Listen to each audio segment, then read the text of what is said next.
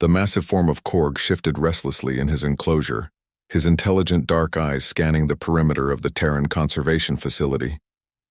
As the last surviving member of his species, the gorillan warrior had been many things in his 300 years of life. He had been a planet crusher for the hegemony, a feared enforcer whose very presence could make entire star systems surrender without a fight.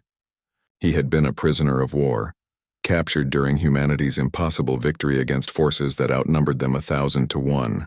But now, in this strange place humans called a sanctuary, he was simply alone. The facility stretched across several acres of Earth's carefully maintained wilderness, a testament to humanity's peculiar obsession with preserving what others would simply exploit.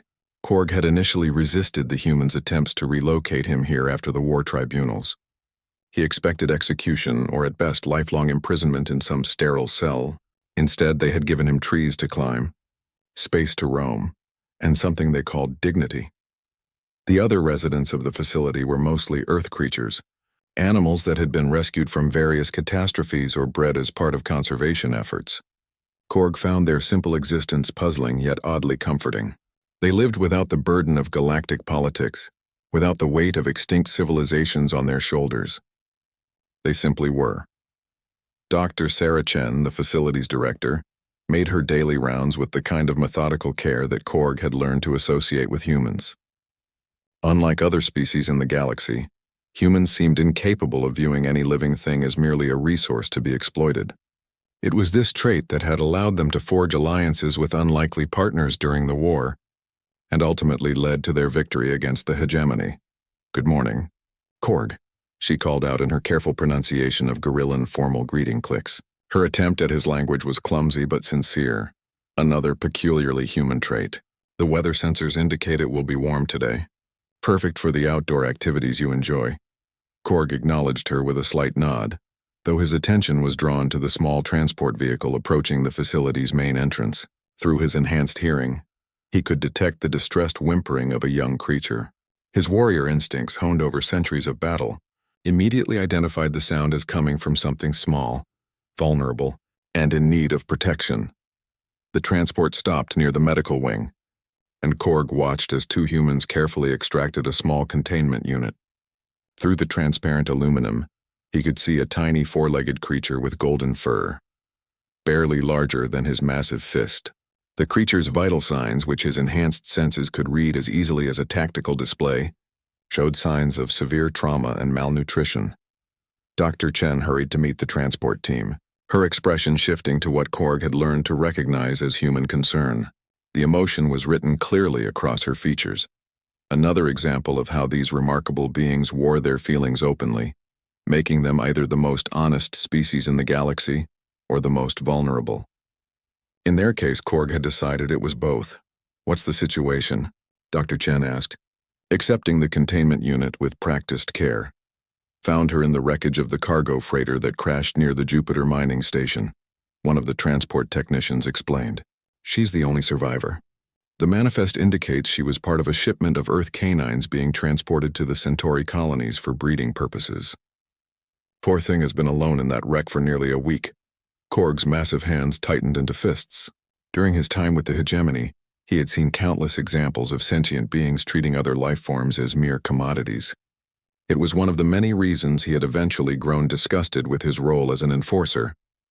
The humans, he had discovered, possessed an almost militant opposition to such practices, even when it came to their own native species. The small creature in the containment unit continued to whimper, and something deep within Korg's chest responded to the sound. It was not unlike the distress calls his own young had made, back when his species had young to make such calls. The memory sent a sharp pain through his consciousness, a reminder of everything the hegemony's wars had cost him. As Dr. Chen carried the containment unit toward the medical facility, she paused near Korg's enclosure. The small creature inside suddenly became quiet, its large dark eyes focusing on the massive gorillan through the transparent barrier. For a moment that seemed to stretch across space and time, the two beings regarded each other. One was a warrior whose species had been exterminated in the galactic conflicts, the other an innocent victim of commerce and accident. "She's beautiful, isn't she?" Dr. Chen said softly, noticing Korg's intense interest. "Earth dogs are remarkable creatures, loyal, intelligent, capable of forming bonds across species lines. We're going to take very good care of her. Korg made a low sound in his throat, a gorillan expression of acknowledgement and something deeper. As the small creature was carried away to receive medical attention, he found himself unable to look away from the medical facility's windows. Something had awakened in him, a protective instinct that he thought had died with his homeworld. The day passed slowly, with Korg finding himself repeatedly drawn to the sight lines that allowed him to observe the medical wing. His enhanced hearing caught fragments of conversation as the facility's veterinary team worked to stabilize the small survivor. The humans spoke with the same careful precision they used for all their charges, but Korg detected an additional note of tenderness in their voices when discussing the tiny canine. As the artificial sunset painted the sky in colors that reminded him of his lost homeworld, Korg settled into his evening routine. But instead of the usual meditation that helped him process his memories and grief, he found his thoughts focused on a small golden form and the unexpected stirring of purpose it had awakened within him. 3 days had passed since the small survivor's arrival, and Korg found his entire routine had shifted around the rhythm of her recovery. The facility's medical team had worked around the clock to stabilize what they had learned was a golden retriever puppy, approximately 8 weeks old according to their assessments. Dr. Chen had taken to providing Korg with daily updates, perhaps recognizing his unusual interest in the tiny patient. "She's responding well to treatment," Dr. Chen reported during her morning visit. "The malnutrition was severe, but her spirit is strong. We've named her Hope, given the circumstances of her rescue." Korg rumbled his approval of the name. In gorillan culture, names carried significant weight, often prophetic in nature. Hope was indeed appropriate for a being who had survived when all others had perished. It reminded him of the human tendency to find meaning and purpose even in the darkest circumstances, another trait that had served them well during the war. The breakthrough came on the 4th day, when Dr. Chen approached Korg's enclosure carrying a small bundle wrapped in soft fabric. The bundle moved with weak but determined motions, and Korg's enhanced senses immediately identified the strong, healthy heartbeat of the recovering puppy.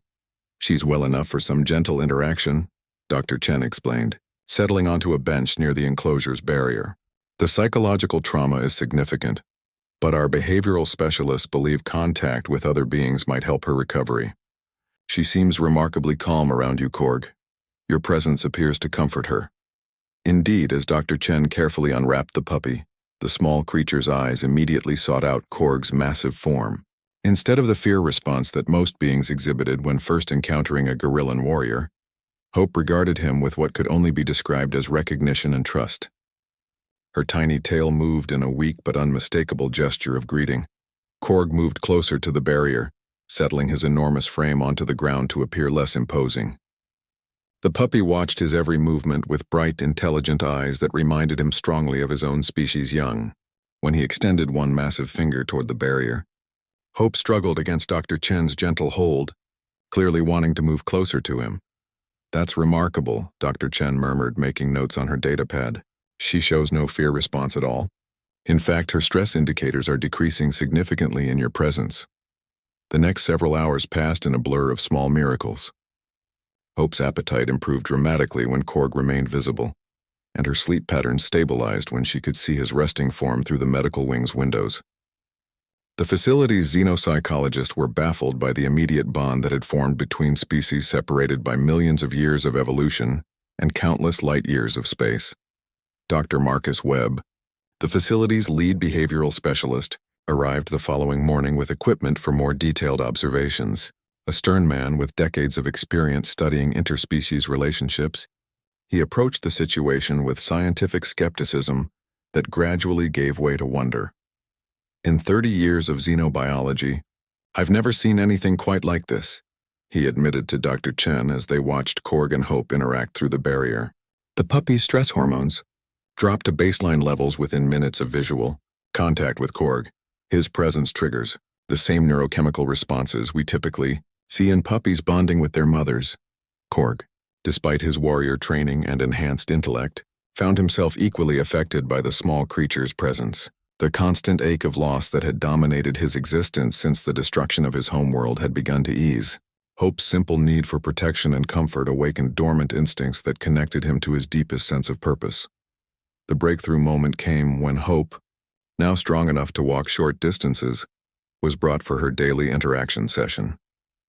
Dr. Chen had set up a small play area just outside Korg's enclosure, close enough for interaction but safely separated by the energy barrier. As Hope explored her new environment, her small ball rolled against the barrier's edge. Without thinking, Korg reached through the one-way material exchange port, designed to allow safe transfer of objects. His massive hand gently pushed the ball back toward Hope, who immediately pounced on it with puppy enthusiasm. The simple gesture of play between the unlikely pair sent ripples of excitement through the observation team. The barrier protocols allow for limited physical interaction through the exchange port, Dr. Webb noted, his scientific excitement barely contained. Korg's movements are incredibly precise. He's modulating his strength to levels appropriate for interacting with something as fragile as a puppy. Over the following days, these play sessions became the highlight of both beings' existence. Korg would carefully manipulate toys and treats through the exchange port, while Hope would bring him small gifts in return, sticks and leaves from her outdoor exercises. The facility staff began to recognize that they were witnessing something unprecedented in interspecies relations. The real test came when Hope fell ill with a minor infection, common in young creatures recovering from trauma. Her distressed whimpering echoed through the facility, and Korg's agitation became immediately apparent. He paced his enclosure restlessly, his low vocalizations carrying clearly to the medical wing where Hope was receiving treatment. Dr. Chen made an unprecedented decision. Bring her to the observation area outside his enclosure. Sometimes proximity to a bonded individual can boost immune response and speed healing. When Hope was placed in a comfortable bed within sight of Korg, the change was immediate and dramatic. Her whimpering stopped, her breathing steadied, and her vital signs improved. Korg settled himself as close to the barrier as possible, beginning a low, rhythmic humming that the facility's audio analysis revealed to be a traditional gorillan healing song, one typically sung by parents to comfort sick young. The infection cleared within hours, far faster than the medical team had expected. Hope's recovery seemed to accelerate in direct proportion to the time she spent in Korg's presence. The implications were staggering and would soon attract attention from far beyond the peaceful sanctuary of the conservation facility. Word of the extraordinary bond between Korg and Hope spread through scientific and diplomatic circles like wildfire. Within a week of Hope's miraculous recovery, the Terran Conservation Facility found itself at the center of galactic attention. Research teams from across human space requested permission to study the phenomenon, while representatives from various alien species that had survived the hegemony wars arrived to witness what many were calling the first documented case of true cross-species emotional bonding. Dr. Chen stood in her office, reviewing the flood of requests and trying to balance scientific interest with the welfare of her two most famous residents.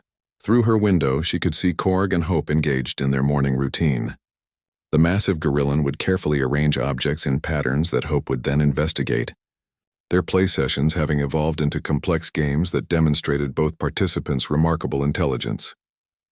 The Andromedan Council wants to send a delegation, her assistant, Lieutenant Torres, reported while reviewing the latest communications.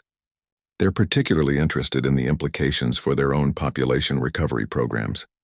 Apparently, they've been unable to successfully breed in captivity since their homeworld was destroyed. Dr. Chen nodded thoughtfully. The war against the hegemony had left many species facing extinction, their populations scattered and traumatized. If the bond between Korg and Hope could provide insights into healing such deep psychological wounds, the implications stretched far beyond simple scientific curiosity. Ambassador Elena Vasquez arrived that afternoon, her diplomatic credentials granting her immediate access to observe the pair. As Earth's primary liaison with surviving alien populations, she had seen firsthand the struggle many species faced in rebuilding their civilizations. The gorillan situation was particularly tragic, as Korg truly was the last of his kind. The Centauri Medical Consortium believes that studying this bond could unlock new approaches to treating survivor syndrome, Ambassador Vasquez explained to Dr. Chen as they walked toward the observation area. Species across the galaxy are failing to reproduce, to form new social structures, to move beyond the trauma of the war. What we're seeing here might be the key to healing on a galactic scale. Their conversation was interrupted by a commotion from the direction of Korg's enclosure. Dr. Webb was frantically checking his monitoring equipment while other staff members gathered around the observation screens. Hope, now fully recovered and growing rapidly, had somehow managed to activate the emergency release on her side of the barrier exchange port. She's learned to operate the mechanism, Dr. Webb said in amazement. Look at the recording. She's been watching how we use it for weeks, and now she's replicated the exact sequence of actions needed to open it. On the screen, they watched as Hope squeezed through the opening she had created, finally entering Korg's enclosure for the first time. The facility's emergency protocols should have activated immediately, but Korg's calm response had prevented the automatic systems from registering a threat condition. The massive gorillan remained perfectly still as Hope approached him, her tail wagging with pure joy at finally reaching her chosen guardian. When she reached his feet, she sat and looked up at him with complete trust. Korg slowly extended one enormous hand, palm up, allowing Hope to step onto it. The collective intake of breath from the observation team was audible as Korg gently lifted Hope to his eye level. For a moment that seemed frozen in time, the two beings simply regarded each other. Then Hope did something that sent shockwaves through everyone present. She reached out with one small paw and touched Korg's face, a gesture of affection that transcended all barriers of species and size. My God, Ambassador Vasquez whispered. She's comforting him. Indeed, Korg's massive frame was shaking slightly, a behavior the monitoring equipment identified as the gorillan equivalent of tears. The proud warrior who had faced down entire fleets was weeping with joy at the simple touch of a creature small enough to fit in his palm. Dr. Chen made a decision that would change the course of galactic history. Stand down all emergency protocols. We're going to let this continue under careful observation. Over the following hours, the pair established their new dynamic. Hope would ride on Korg's shoulder as he moved through his enclosure, occasionally jumping down to explore but always returning to her chosen guardian. Korg, meanwhile, displayed a gentleness that seemed impossible given his size and fearsome reputation. His every movement was carefully calibrated to ensure Hope's safety. The real revelation came during Hope's feeding time. She had been experiencing difficulty eating since her rescue, a common issue among traumatized young animals. But when Korg held her food bowl steady with one finger while making encouraging sounds, Hope ate with an appetite that amazed the veterinary team. It's remarkable, Dr. Webb observed. Korg is providing the stability and security that Hope needs to heal from her trauma. But look at his stress indicators. They're the lowest we've ever recorded. She's healing him too.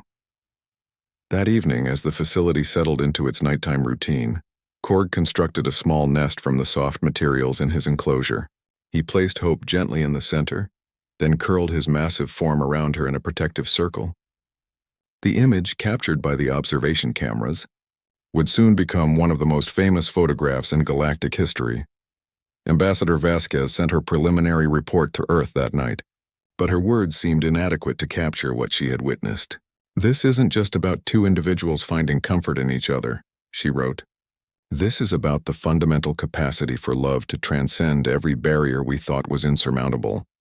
If a gorillan warrior and an Earth puppy can form such a bond, what does that say about the potential for healing in our galaxy? The answer to that question would soon become apparent, as representatives from dozens of species began requesting permission to visit the facility. But more immediately, the bond between Korg and Hope was about to face its first real test, as not everyone in the galaxy viewed their relationship as the miracle it appeared to be. The opposition came from an unexpected source. Admiral Sarah Morrison, commander of Earth's Xenological Security Division, arrived at the facility 3 weeks after Hope had joined Korg in his enclosure. Her reputation as one of humanity's most decorated military leaders preceded her, but so did her well-known skepticism regarding alien integration policies. Dr. Chen, I need to speak with you privately, Admiral Morrison announced upon arrival, her stern expression leaving no room for argument. Her small entourage of security personnel and xenobiological experts fanned out across the facility, conducting what they euphemistically called routine safety assessments.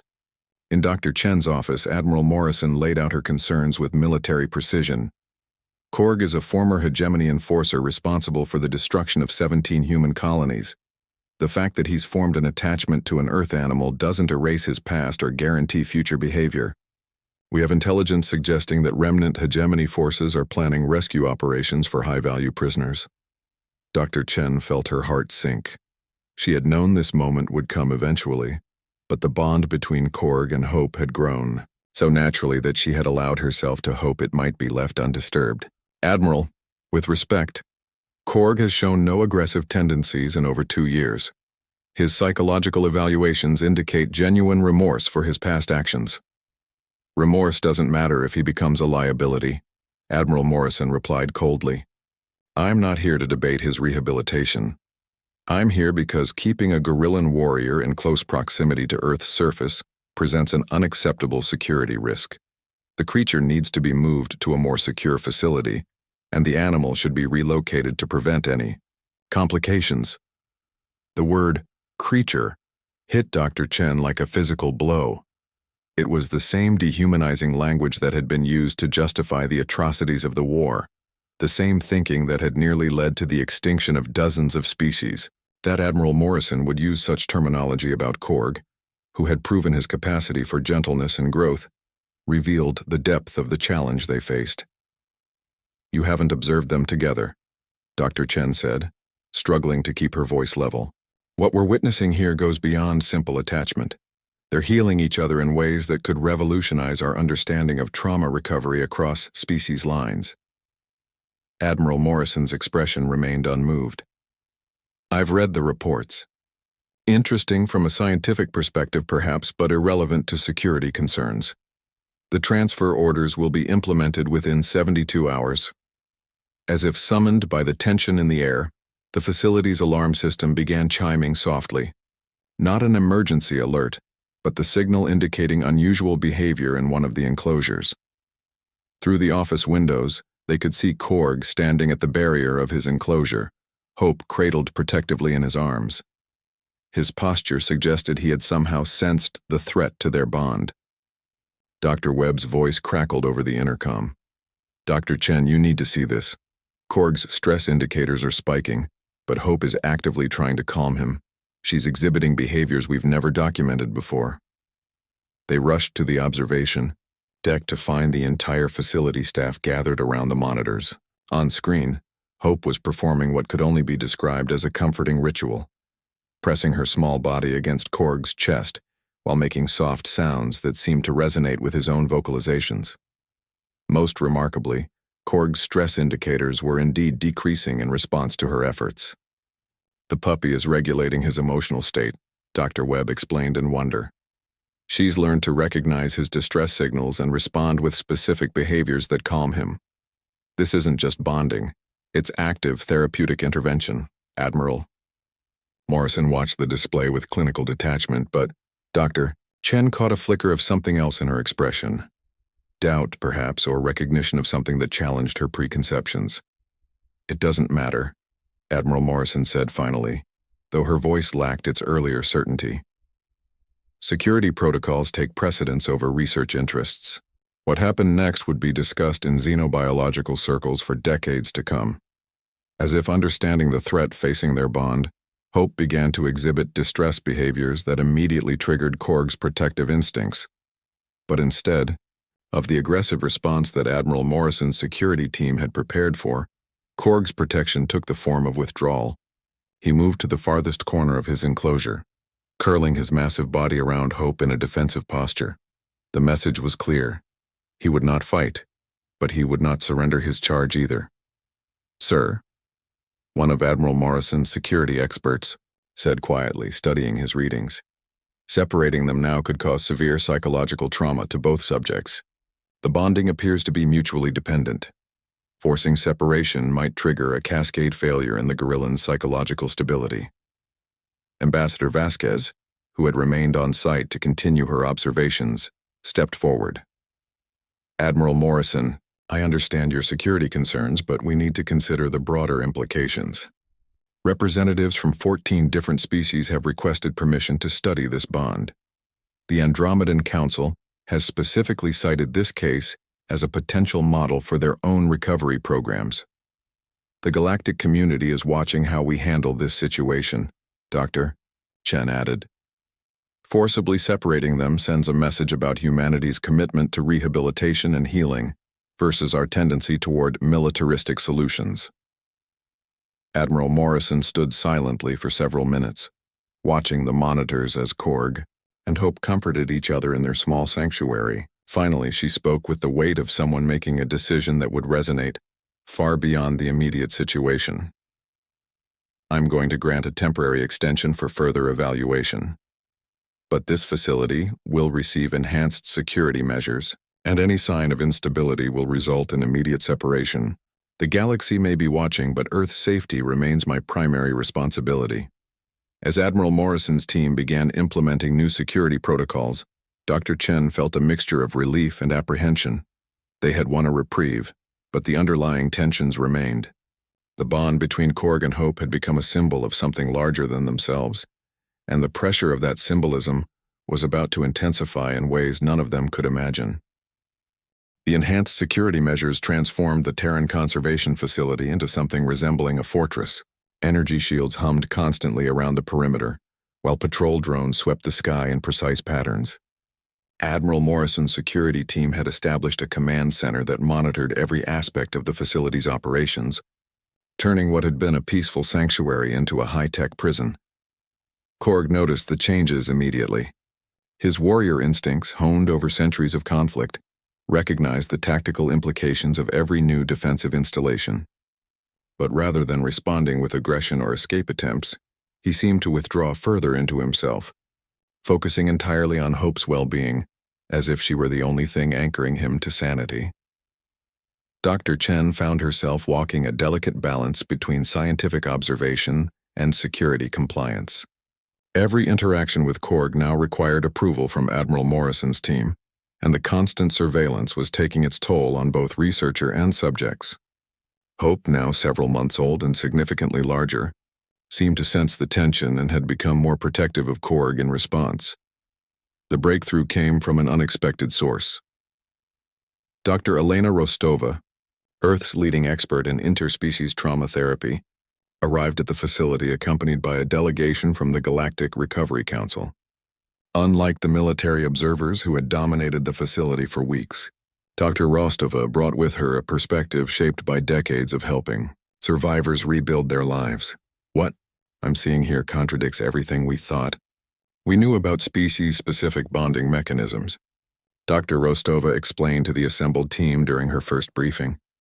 The relationship between Korg and Hope demonstrates that emotional healing can transcend not just language barriers, but fundamental biological differences. She had spent 3 days observing the pair through the enhanced monitoring systems, analyzing every interaction with the precision that had made her famous throughout human space. Her conclusions were both groundbreaking and deeply challenging to existing xenobiological theory. Korg exhibits classic symptoms of survivor's guilt and species extinction trauma, she continued.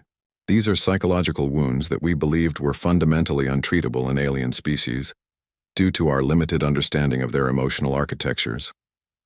But Hope has somehow accessed his healing mechanisms in ways that our most advanced therapies could not. Admiral Morrison, present for the briefing despite her obvious discomfort with the civilian scientists, leaned forward.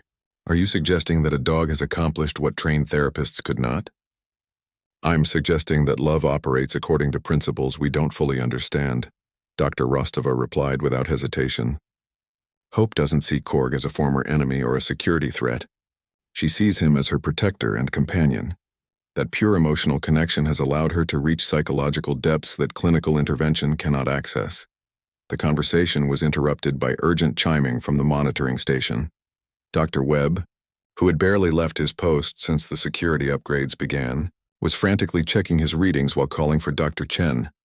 Something's wrong, he announced as the team rushed to the observation deck. Korg's biological indicators are showing signs of severe distress, but he's not exhibiting any external symptoms. It's as if he's suppressing his emotional responses. On the monitors, Korg appeared calm and composed, but the deep scanning equipment told a different story. His stress hormones were approaching dangerous levels, While his neural activity suggested internal conflict of unprecedented intensity, Hope, meanwhile, was pressed against his chest, clearly agitated by changes only she could detect. "He's having what we might call a psychological crisis," Dr. Rostova observed, her trained eye catching subtleties that the monitoring equipment missed. The constant surveillance, the militarization of his environment, it's triggering memories of his time as a hegemony enforcer. He's fighting not to revert to his warrior conditioning. Ambassador Vasquez, who had become an unexpected advocate for the pair, stepped forward. "This is exactly what we were afraid of. The security measures intended to contain a potential threat are creating the very instability they were meant to prevent." Admiral Morrison's response was swift and decisive. "If he's becoming unstable, we need to implement separation protocols immediately. The risk to facility personnel? No." The single word came from Dr. Chen with a force that surprised everyone, including herself. Separating them now would be the worst possible intervention. Hope is the only thing keeping Korg anchored to his rehabilitated identity. Remove her, and you might very well create the dangerous situation you're trying to prevent. The standoff that followed was broken by Hope herself. The young dog, now nearly full-grown, did something that sent shockwaves through everyone present. She began to howl, not the simple vocalization of a canine, but a complex, rhythmic sound that matched perfectly with traditional gorillan morning songs. "She's learned his language," Dr. Rostova whispered in amazement. "She's attempting to comfort him using his own cultural expressions." The effect on Korg was immediate and profound. His massive frame shuddered as Hope's howls resonated through the enclosure, and for the first time since the security upgrades began, his stress indicators started to normalize. He gathered Hope into his arms, and together they continued the ancient gorillan ritual, her earthborn voice blending impossibly with his alien tones. "I've never seen anything like this," Admiral Morrison admitted, her professional composure cracking slightly. "She's not just bonded to him. She's become part of his cultural identity." Dr. Rostova nodded gravely, "And he's become her pack. They've created something new, a hybrid identity that transcends their individual species' limitations. Separating them now wouldn't just cause psychological trauma, it would be tantamount to cultural destruction." The implications hung heavy in the air as the strange duet continued. What had begun as a simple rescue and rehabilitation had evolved into something that challenged the fundamental assumptions of post-war galactic society. The bond between Korg and Hope was no longer just a curiosity or a security concern. It had become a symbol of the possibility for healing that transcended every barrier that had previously seemed insurmountable. But as the news of their musical communication spread throughout the galaxy, it would soon attract attention from forces that viewed such unity as a threat to the carefully maintained balance of post-war politics. The transmission arrived on a heavily encrypted channel that hadn't been used since the final days of the Hegemony War. Admiral Morrison was in her temporary command center when the facility's communication systems detected the incoming signal, automatically triggering the highest-level security protocols. "Source identification?" Admiral Morrison demanded as her technical team worked to decode the transmission. "Unknown, but the encryption patterns match hegemony command protocols," Lieutenant Torres reported, her voice tight with tension. "The message is addressed specifically to this facility, requesting permission for a diplomatic visit." The content of the message, when finally decoded, sent shockwaves through Earth's command structure.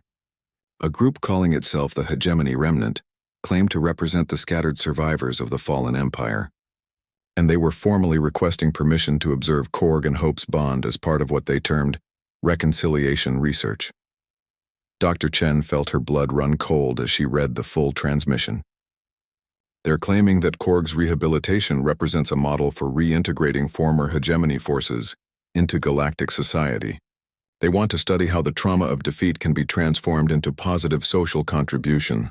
"It's a trap," Admiral Morrison stated flatly. "They want to extract him. This facility has become too high profile, and now we're dealing with exactly the kind of security nightmare I warned about." But Ambassador Vasquez had a different interpretation. Or they're genuine. Think about it from their perspective. The hegemony was built on the principle that different species couldn't coexist peacefully. Korg and Hope's bond directly contradicts that fundamental assumption. If former hegemony leaders are willing to acknowledge that their core beliefs were wrong, it could represent the first step toward true galactic reconciliation.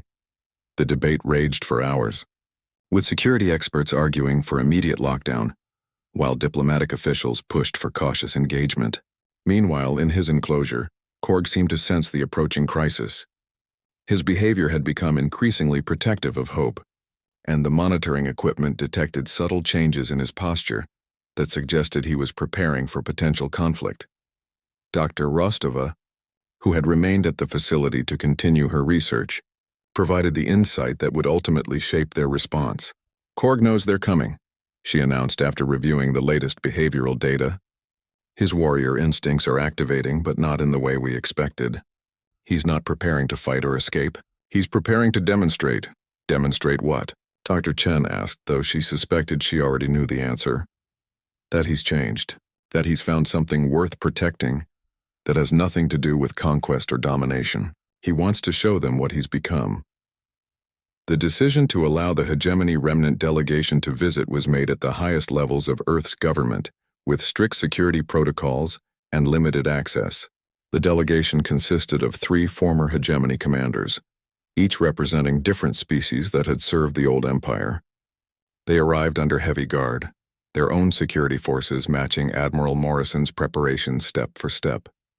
The leader of the delegation was Commander Vexhai, a reptilian draconian whose species had served as the hegemony's primary intelligence operatives. His elongated skull and predatory features had once been synonymous with the Empire's most ruthless interrogations, but now those same features showed signs of age and weariness that spoke to years of exile and reflection.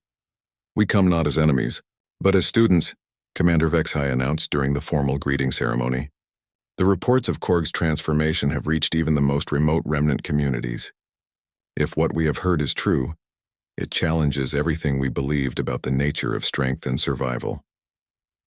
The first viewing session was conducted through the facility's primary observation deck, with multiple layers of security between the delegation and the enclosure. Korg and Hope were engaged in their afternoon routine, a complex series of activities that had evolved over months of companionship. Hope would retrieve objects that Korg would arrange in intricate patterns, while he would respond to her playful attacks with carefully modulated, defensive moves that never came close to harming her. The silence from the hegemony delegation was profound as they watched the former enforcer interact with his small companion. Commander Vexhai's expression was particularly intense, his vertical pupils tracking every movement with the precision of a trained analyst. "He has retained all his combat capabilities," Vexhai observed quietly, "but he has learned to use them for protection rather than destruction. The precision required to interact safely with such a fragile creature while maintaining his physical conditioning is extraordinary." Another delegation member, a crystalline being whose species had served as hegemony strategists, stepped forward. "The emotional control demonstrated here exceeds anything achieved through our conditioning programs. How was this transformation accomplished?" Dr. Chen found herself in the surreal position of explaining therapeutic techniques to former enemies. It wasn't accomplished through any program or intervention. It happened through mutual need and genuine affection. Hope needed protection and care, and Korg needed purpose and connection. They found both in each other. The real test came when Hope noticed the unusual gathering of observers. Her protective instincts, now highly developed after months with Korg, immediately identified the potential threat. Instead of cowering or hiding, she positioned herself between Korg and the observation windows, her posture clearly defensive despite her relatively small size. Korg's response demonstrated the depth of his transformation. Rather than becoming aggressive in response to Hope's alarm, he gently gathered her into his arms and began the same soothing vocalizations that had helped her through her early recovery. His message to the observers was clear. This small earth creature was under his protection and he would defend her with his life if necessary. "Remarkable," Commander Vexhai murmured. "He has not lost his warrior nature, but he has redefined what it means to be strong. This is not weakness masquerading as gentleness. This is strength choosing compassion." The delegation's visit lasted 3 days, during which they observed every aspect of Korg and Hope's interaction.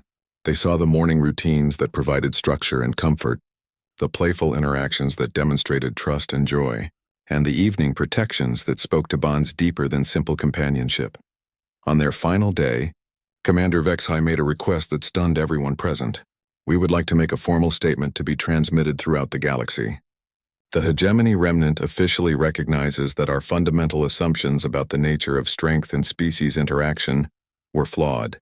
What we see here represents not just individual healing, but a model for how former enemies might find common ground in protecting what is precious and vulnerable." The statement, when broadcast, sent shockwaves through galactic society. For the first time since the war's end, former hegemony leaders had publicly acknowledged the failures of their ideology and endorsed a new model based on protection rather than domination. The bond between a Gorillan warrior and an Earth puppy had accomplished what years of diplomatic negotiations had failed to achieve. But even as the galaxy celebrated this breakthrough in reconciliation, new challenges were emerging that would test whether the lessons learned in a small conservation facility could survive the complexities of interstellar politics. 1 year after the Hegemony Remnant's historic visit, the Terran Conservation Facility had transformed from a simple sanctuary into the galaxy's most important center for interspecies rehabilitation.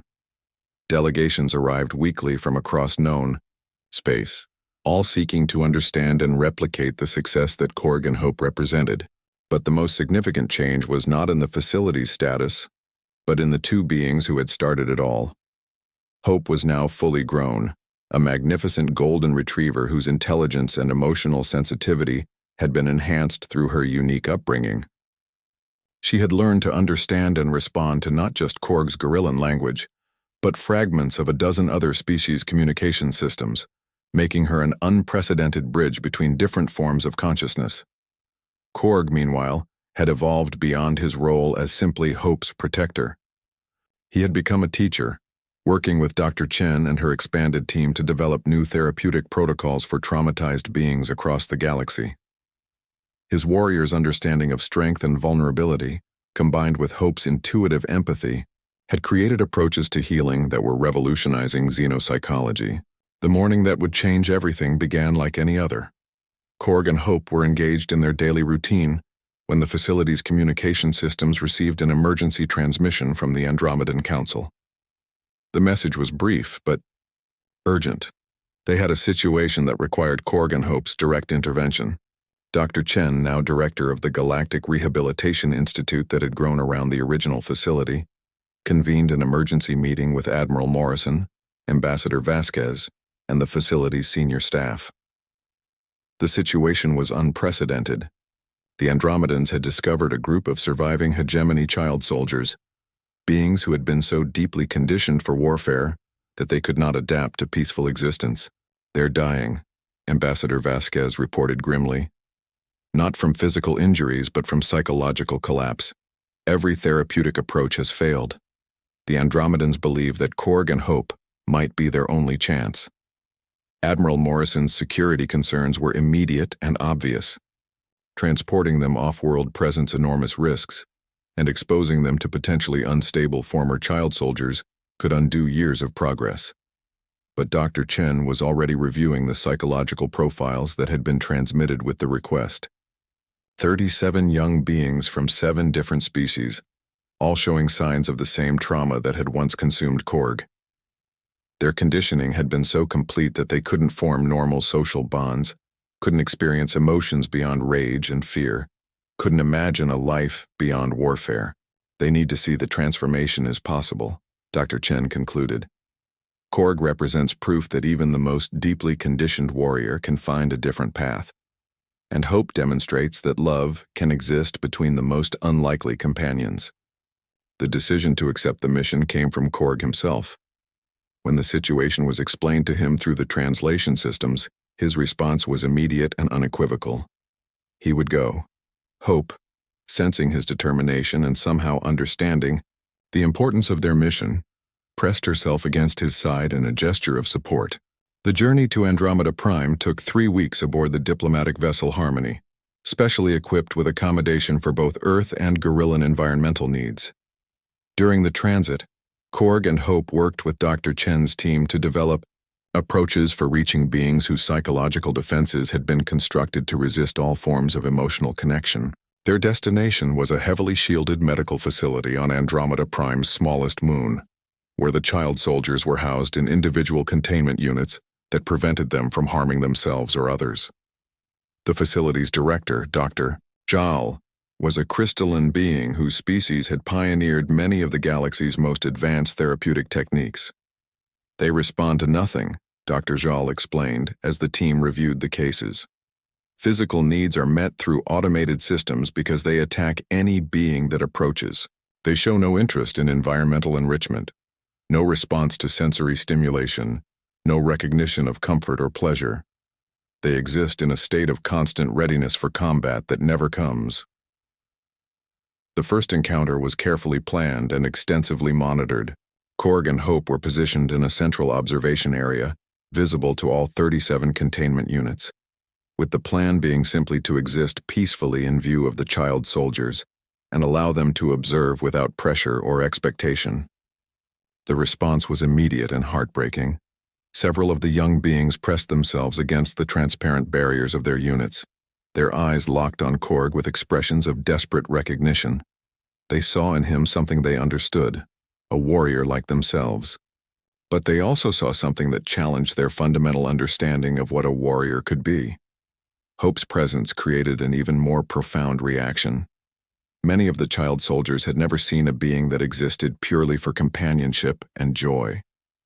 Her simple act of playing with a ball while Korg watched protectively introduced concepts that had been systematically erased from their conditioning: gentleness, play, protective love without domination. The breakthrough came on the third day, when the youngest of the group, a small reptilian being designated as Subject 12, began to mimic Hope's movements. Through the barrier of her containment unit, she attempted to play with an imaginary ball, her movements clumsy and uncertain, but unmistakably hopeful. Korg's response demonstrated the wisdom that had developed through his months with Hope.